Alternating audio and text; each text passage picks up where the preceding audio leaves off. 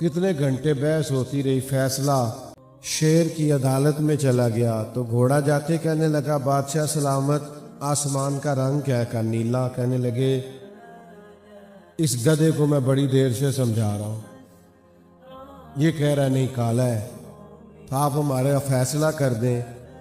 تو کہا کب سے بحث ہو رہی ہے؟ کہا بحث تو بڑے گھنٹوں سے ہو رہی ہے۔ تو شیر کہنے لگا بات بھی گھوڑے کی درست ہے، اور گھوڑے کو عمر قید کی سزا بھی ہے۔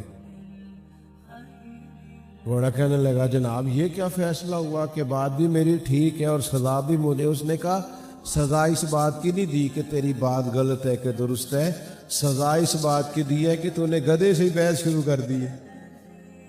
تجھے نہیں پتا گدھا ہے؟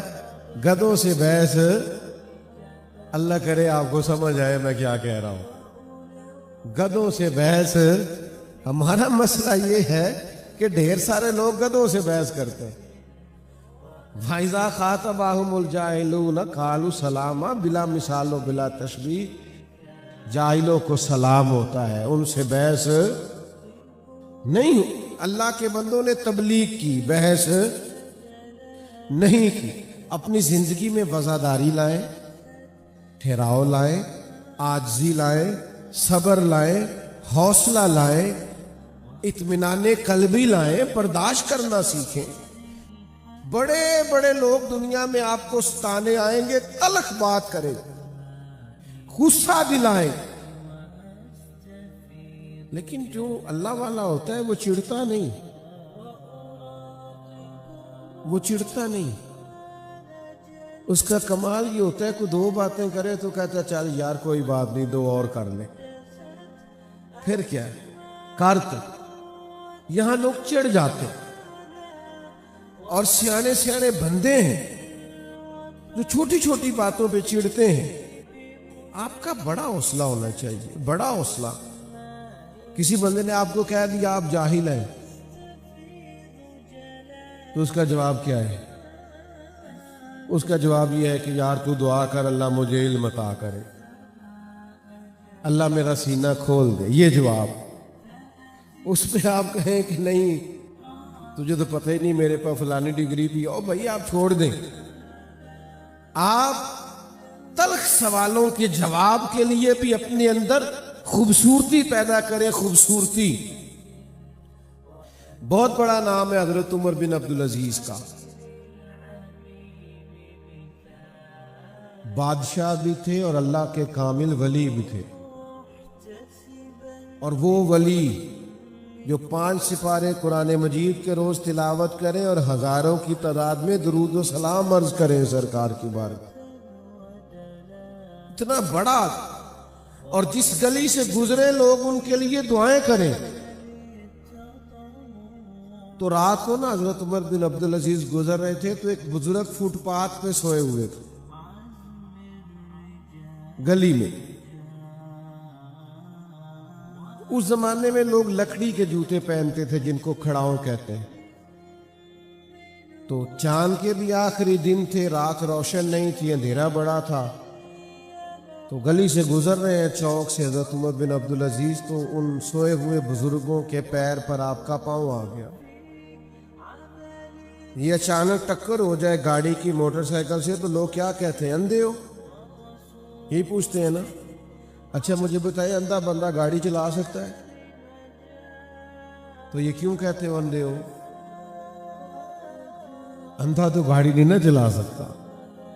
یہ بنیادی طور پہ طنز ہوتا ہے، یہ تنقید ہے، یہ آپ نے کسی شخص کو تانا دیا ہے کہ آنکھیں رکھنے کے باوجود تمہیں سمجھ نہیں ہے۔ تو جیسے ہی اچانک ٹکر ہوتی ہے لوگ یہی جملہ بول، اندھے ہیں آپ۔ اب حضرت عمر بن عبدالعزیز کا پیر بزرگوں کے پیر پہ آ گیا تو وہ بھی اسی طرح اٹھے سوئے ہوئے، اچانک کہنے لگے آپ اندھے؟ توجہ ہے آپ کی میری بات پہ؟ وقت کے بادشاہ کو کہہ دیا آپ اندھے ہیں۔ وہ جو دائیں بائیں سپاہی تھے نا، وہ بھی ساتھ تھے، تو بزرگوں نے کہا اپندے ہیں، تو حضرت عمر بن عبدالعزیز مسکرائے. یہاں مسکرانا کمال ہے. مسکرا کے فرمانے لگے نہیں نہیں بابا جی مجھے نظر آتا ہے. تو وہ جو 7 سپاہی تھے نا، انہوں نے تلواروں پہ ہاتھ رکھ لیے، گردن کاٹیں گے بابا جی کی. بزرگ وہ حضرت عمر بن عبدالعزیز کہنے لگے کیا ہوا؟ کہنے لگے بابا جی نے بے ادبی کی، آپ کو اندھا کہا. آپ فرمانے لگے نہیں بابا جی نے تو نہیں ایسا کہا. کہا جناب کہا ہے. آپ کو پتہ ہے کیتلی چائے سے زیادہ گرم ہوتی. یہ جو ساتھ ہوتے ہیں نا، ان کے مسائل سخت ہوتے. کہا جناب انہوں نے تو نہیں کہا. کہا جناب کہا ہے. جناب نہیں کہا. تو حضرت عمر بن عبدالعزیز فرمانے لگے بابا تم سے باتیں کر رہا تھا مجھ سے. کہا حضور آپ سے ہی باتیں کر رہے تھے. تو کہنے لگے انہوں نے تو ایک سوال پوچھا ہے. انہوں نے پوچھا آپ اندھے تو نہیں؟ تو میں نے کہہ دیا نہیں مجھے نظر آتا ہے. اس میں جھگڑے والی کون سی بات ہے؟ ہر بات میں جھگڑا، ہر بات میں لڑائی. تو رب کے بندے فساد نہیں کرتے، جھگڑا نہیں کرتے. آیت کا اگلا حصہ ترجمہ اور تھوڑی سی بات سنی اور میں اپنی بات کو ختم کروں. پھر فرمایا والذین یبیتون لربہم سجدا وقیاما. نماز کا وقت آئے تو بڑے لوگوں کو معاذ اللہ کام یاد آ جاتا. رب کے بندے کی شان ہوتی ہے کہ اس کا مصلی آباد ہوتا ہے، اس کا رب سے رشتہ مضبوط ہوتا ہے، ان کی عبادتیں کبھی کمزور نہیں ہوتی، دعاؤں میں کبھی کمی نہیں آتی. وہ ہمیشہ اپنے کریم رب سے جڑے رہتے ہیں. بہت سارے آج لوگ کہہ دیتے ہیں فلانی چیز نفل ہے جی، پڑھے چاہے نہ پڑھے. تو میں کہتا ہوں درست ہے بات، نفل ہے کرو چاہے نہ کرو، لیکن اگر کرنے پہ ملے بڑا کچھ تو. حضور نے فرمایا نفل پڑھ پڑھ کے بندہ رب کے اتنا قریب ہو جاتا ہے کہ اللہ فرماتا ہے میں اس کے ہاتھ بن جاتا ہوں، آنکھیں بن جاتا ہوں. پڑھو بخاری مسلم ہے. آپ کو نفلوں کی شان کا ہی نہیں پتا. ایک دوست مجھ سے کہنے لگے جی عصر کی پہلی 4 رکعتیں کو ضروری ہیں. میں نے کہا ضروری تو نہیں، پر پیروں سے مولویوں سے درویشوں سے دعا کراتے پھرتے ہو. عصر کی پہلی 4 رکعتیں پڑھو، تمہیں مدینے والے نبی کی دعا ملے گی. حضور نے فرمایا یا اللہ جو عصر سے پہلے 4 رکعتیں پڑھے اس پہ رحم فرما. نبی کریم نے دعا دی. یا دعا چھوٹا مقام سمجھتے ہو؟ میں بات ختم کر رہا ہوں، میری بات پر توجہ کرنا. مصلی آباد کرو. جب تک آپ اپنی عبادات کا مسئلہ مضبوط نہیں کرتے. آپ کو پتہ ہے کچھ لوگ کہتے ہیں سارا کچھ ہے پھر بھی دل نہیں لگتا، طبیعت بور سی رہتی ہے، وجود بوجھل بوجھل سا رہتا ہے. کہتے ہیں نا لوگ مسئلہ ہے نا، کیوں بلا؟ وجود کھانا مانگتا ہے، آنکھیں نیند مانگتی ہیں، روح اللہ کی یاد مانگتی، روح اللہ کا ذکر مانگتی ہے، عبادت مانگتی. جب ہم عبادت نہیں نہ کرتے تو اس کا نتیجہ یہ نکلتا ہے کہ ہم بے چین ہوتے ہیں، اس لیے کہ روح پیاسی ہے، دل پیاسا ہے. اور جب روح پیاسی ہو تو پھر دل لگتا. رات کو کچھ نفل پڑھا کریں، تہجد کی روٹین بنائیں، اپنے مالک سے اپنا تعلق بنائیں. جو دکھ لوگوں کو بتاتے ہو وہ دعا کر کے اپنے رب کے حضور عرض کیا کرو. اللہ بڑا مہربان ہے، جو دعا زیادہ مانگے اللہ اسے راضی ہوتا ہے. اس لیے اپنے مالک سے جڑو. یہ سارے اللہ والے ہمیں اللہ سے جوڑنے آئے. ہم اولیاء اللہ کے ماننے والے ہیں، اولیاء اللہ کے دوستوں کے ماننے والے ہیں. تو میرے عزیز عاجزی پیدا کریں، ورنہ تو بڑی باتیں ایسی ہیں جس میں انسان کا حوصلہ ٹوٹتا ہے، کمزوری ہوتی۔ اللہ کے بندے الجھا نہیں کرتے، ہر جگہ بحث نہیں کرتے، ان کے اندر حوصلہ ہوتا ہے، بردباری ہوتی ہے، تحمل ہوتا ہے، انہیں سہنا آتا ہے، برداشت کرنا آتا ہے، اور برداشت کر کے آگے بڑھنا آتا ہے۔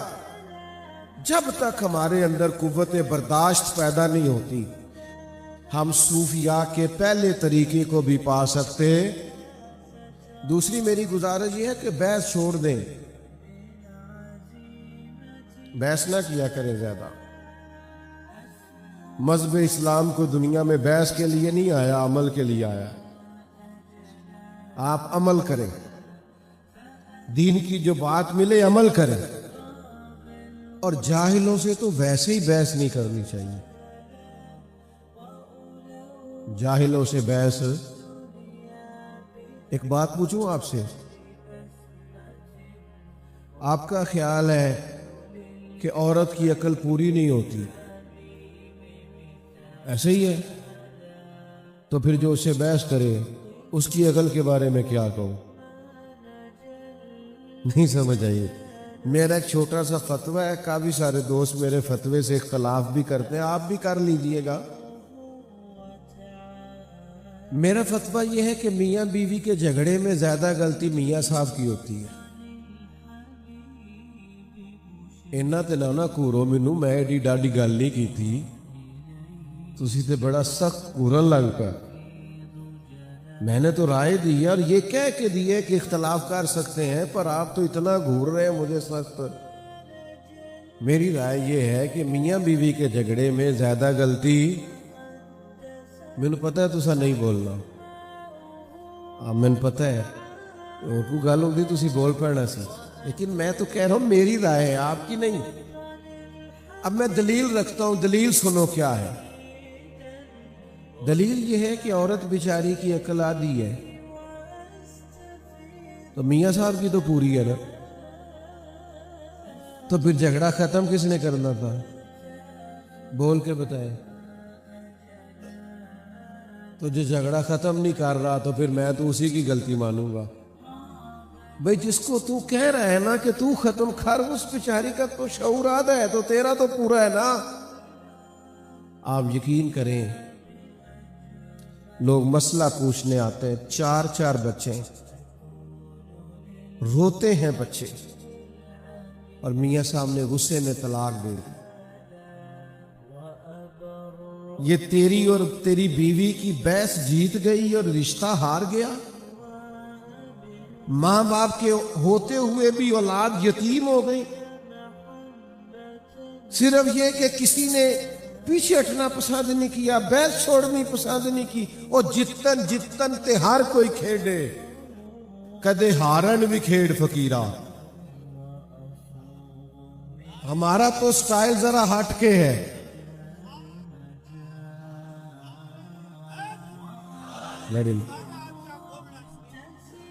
جتن تے ہر کوئی کھیڑے، یہ تو سارے کرتے ہیں، ہم نے تو وہ کرنا ہے جو سارے کرتے، سارے نہیں کرتے۔ سٹائل ذرا ہٹ کے ہونا چاہیے نا، جتن ہر کوئی کھیڑے، تو ہارن کھیڑ فقیرہ۔ جتن دا مل کوڈی پیندائی، ہارن دا مل ہیرا۔ ہار جائے کبھی کبھی، رشتے بچائیں، تعلقات بچائیں، محبتیں بچائیں، بھائیوں سے تعلق بچائیں، رشتہ داروں سے بچائیں۔ ہر وقت بحث میں اختلاف ہی ہوتا ہے۔ علماء کریں گے ایک آکے حق کے لیے، کبھی کسی دینی مسئلے پہ بحث کرنی ہوئی تو اس کا اجر ہے، لیکن یہ جو ذاتیات کے لیے بحث ہے اسے چھوڑ دیں، اور جاہلوں سے تو بالکل چھوڑ دیں۔ امام شافعی رحمۃ اللہ علیہ فرمایا کرتے تھے، کبھی کبھی میری گفتگو علماء سے ہوئی کسی فروعی اختلافی مسئلے میں، تو جب علماء سے بحث ہوئی تو کبھی وہ عالم میری رائے مان گئے اور کبھی میں ان کی مان گیا، کبھی انہوں نے ہار قبول کر لی اور کبھی میں نے کرنا ہے۔ علماء قبول کر لیتے ہیں رائے دلائل کی روشنی، لیکن امام شافعی فرماتے ہیں جب بھی میری کسی جاہل سے بحث ہوئی ہے نا، ہمیشہ جاہل ہی جیتا ہے۔ عالم جاہل سے جیت سکتا کیونکہ ہے ہی جاہل، جاہلوں سے بندہ جیت سکتا، تو اب جو جاہلوں سے بحث کرے۔ پیر بڑے جعلی ہیں، پیر بڑے جعلی کہتے ہیں نا لوگ، کہتے رہتے ہیں۔ تو میں دوستوں سے اکثر کہا کرتا ہوں کہ نرے پیر نہیں جعلی، مرید بھی کافی جعلی ہیں۔ ناراض ہو گئے ہو تو انو آکھے ہی نہیں، میں تو کسی کی بات کر رہا ہوں، صرف پیر نہیں جعلی، مرید بھی کافی سارے وہ کیا کرتے ہیں، وہ اللہ اللہ سیکھنے ہی نہیں آتے، ان کے آنے کا مقصد ہی کچھ اور ہے۔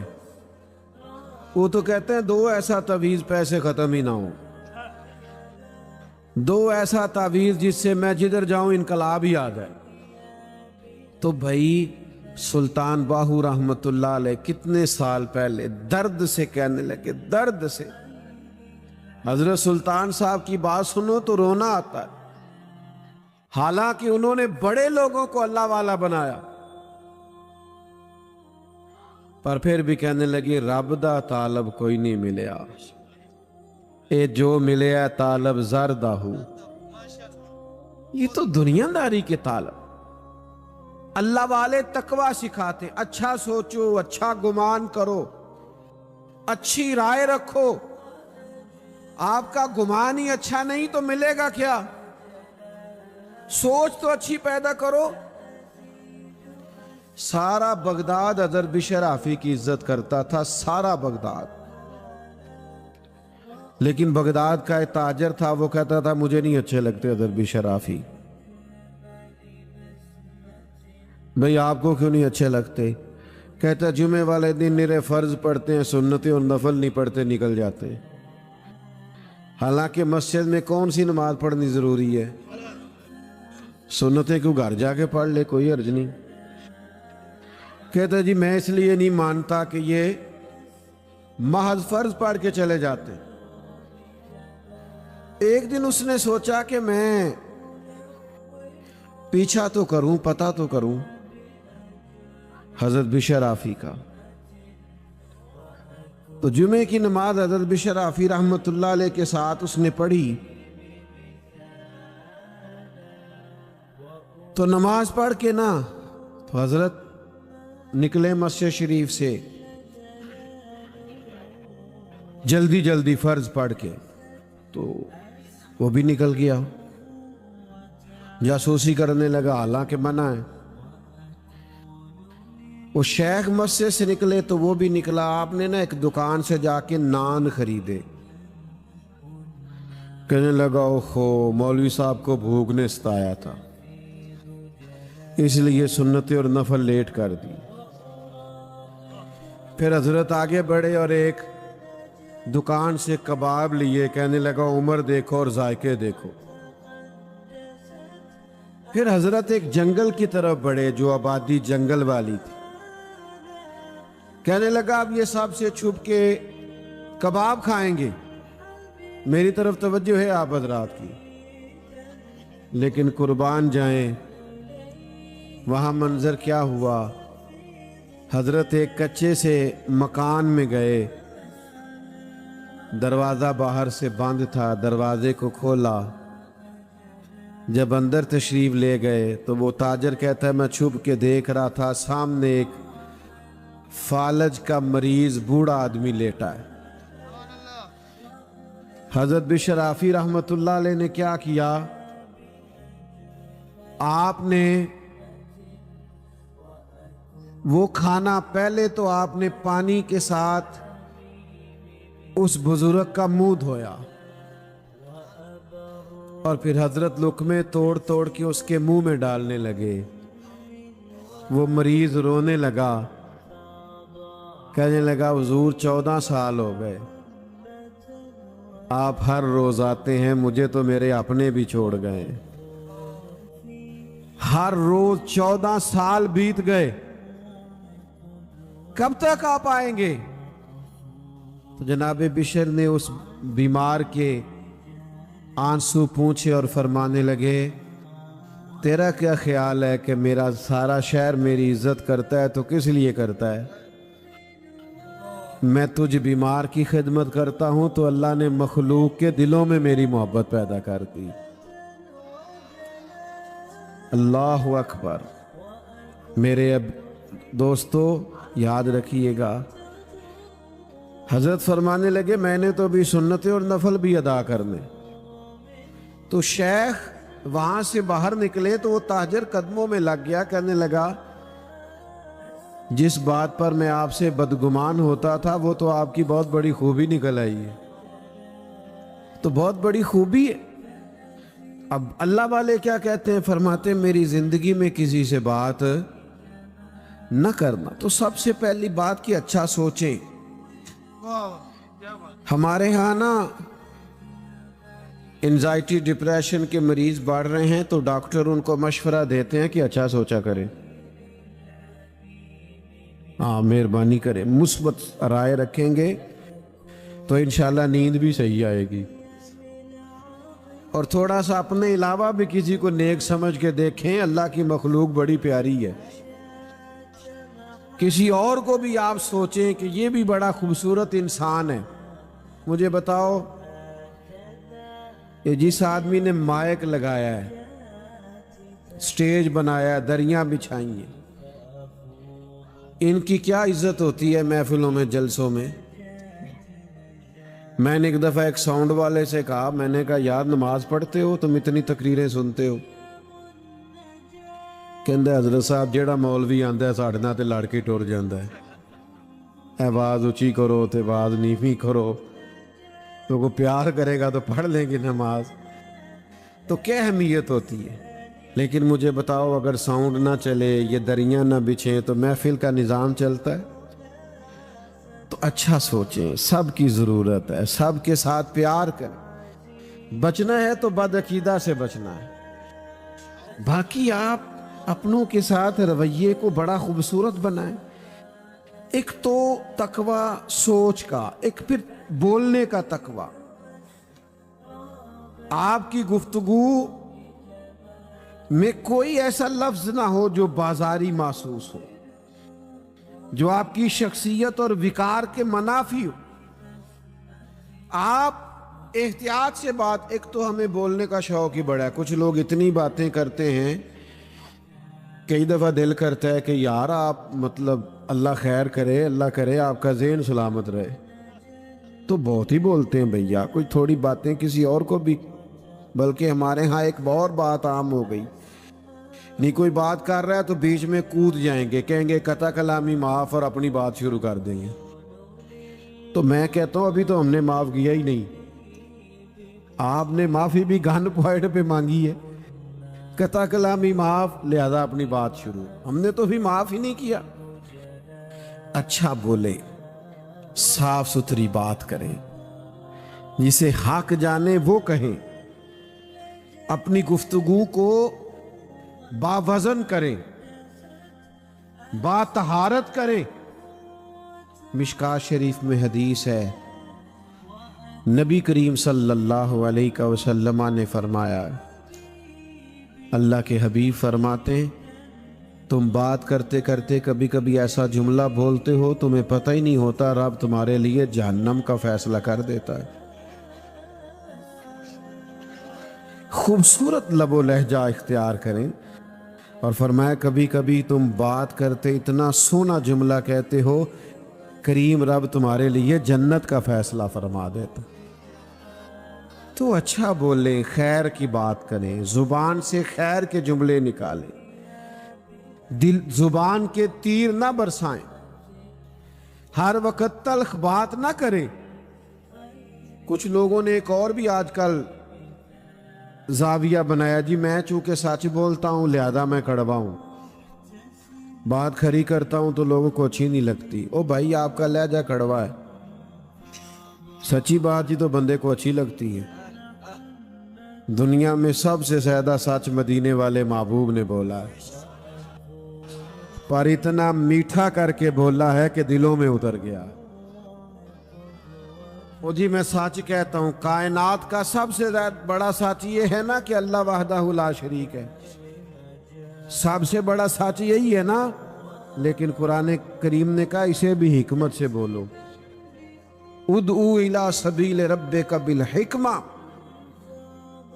کسی کو رب کی طرف بھی بلاؤ تو حکمت کے ساتھ بلاؤ، دانائی اور تدبر کے ساتھ بلاؤ۔ آپ معیار تقوی پر فائز ہوں، آپ کے لب و لہجے کے اندر خوبصورتی ہو، ٹھہراؤ ہو، تقوی اختیار کریں، زندگی میں محتاط۔ ہم نے ان بزرگوں کو بھی دیکھا جو رزق کے معاملے میں اتنے محتاط تھے کہ اگر مرید نے کبھی نظر پیش کی تو کان میں پوچھ لیتے تھے میاں کام کیا کرتے ہو۔ احتیاط تھی، تقوی تھا۔ کیوں؟ یہ جو رزق حرام ہے نا، یہ بندے کا رب سے تعلق کمزور کر دیتا ہے۔ نبی کریم علیہ السلام نے فرمایا بندہ دور سے چلتا ہے، دیر سے پہنچتا ہے اور کہتا ہے یا رب یا رب یا رب، لیکن اللہ اس کی دعا اس لیے قبول نہیں فرماتا کہ اس نے جو کھایا ہے وہ حرام کا ہے، جو پیا ہے وہ حرام کا ہے، جو پہنا ہے وہ حرام۔ اور حدیث پاک میں فرمایا کسی نے 10 دینار کا جوڑا پہنا، 9 حلال کے تھے، 1 حرام کا تھا، اس کی بھی نماز قبول نہیں ہوگی۔ صوفیاء تو ہمیں تقوی سکھاتے، پرہیزگاری سکھاتے، ان کے ہاں جب آتے ہیں تو یہاں تقوی کا نور ملتا ہے۔ قربان جائیں سرکار امام اعظم ابو حنیفہ کے۔ یہ بادل آ گئے ہیں نا، پنجابی میں کہتے ہیں جھاڑ ہو گیا ہے۔ تو امام صاحب کپڑے کا کام کرتے تھے، کبھی بادل آ جاتے دکان بند کر دیتے، فرماتے گاہک کو کپڑا ٹھیک نظر نہیں آئے گا، تو ایسا نہ ہو کہ وہ کسی دھوکے میں ہم سے خرید کے لے جائے، ہم اپنے مال کو پاک رکھنا چاہتے، رزق کے مسئلے میں ہمیشہ محتاط رہیں۔ یہ اللہ والوں کا خاص پیغام ہے، بس میں نے زیادہ باتیں نہیں کرنی، سمیٹنے لگاؤں۔ تقوی والی پرہیزگاری والی زندگی گزاریں، آپ خود محسوس کریں گے آپ کی طبیعت میں نورانیت پیدا ہو گئی ہے۔ میری گزارش جس پر میں نے بات کو سمیٹنا ہے وہ یہ ہے کہ رب کا جو بندہ ہوتا ہے نا، وہ چونکہ ایمان والا اور تقوی والا ہوتا ہے تو مصلی سے بڑا اس کا مضبوط تعلق ہوتا ہے۔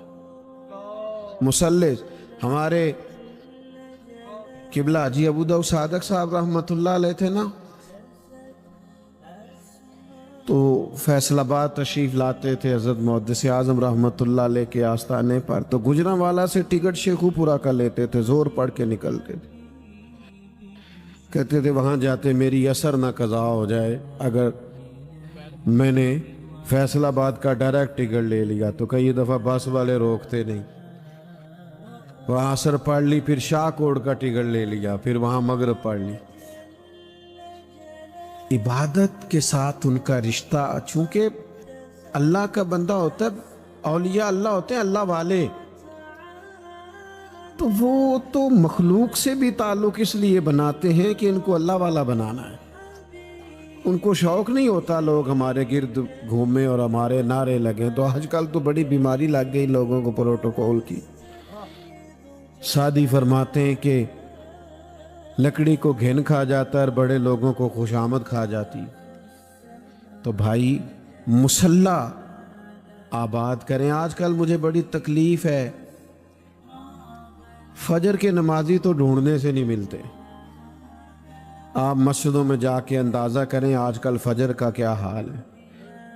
اور میرا ماننا یہ ہے کہ کسی بھی علاقے کے پکے نمازی وہ ہوتے ہیں جو فجر کے وقت آتے ہیں، لیکن اگر ہزاروں کا محلہ ہو اور ایک صف بھی پوری نہ ہو تو مجھے بتاؤ نا پھر ہم نے اپنے بزرگوں سے کیا سیکھا ہے، ہم نے کیا لیا؟ رب کریم کے بندوں کا مصلی آباد ہوتا تھا، اللہ سے رشتہ مضبوط، शेख शहाबुद्दीन सोहरवर्दी रहमतुल्लाह अलैह मुरीद बैठे होते, रश होता, जरा 5 मिनट मिलते तो शेख चले जाते, 2 रकत नमाज पढ़ते, फिर आ जाते।